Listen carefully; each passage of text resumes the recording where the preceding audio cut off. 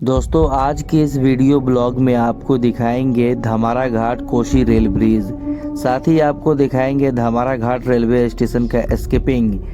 जब ट्रेन धमारा घाट railway station से skipping करेगी वहां पर 2 मेमू ट्रेन का रैक रखा हुआ है, वो भी देखने को मिलेगा।